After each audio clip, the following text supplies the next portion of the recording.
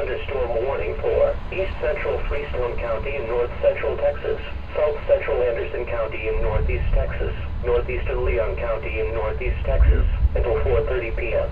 At 3:43 p.m., National Weather Service meteorologists detected a severe thunderstorm capable of producing quarter-size hail and damaging winds in excess of 60 miles per hour.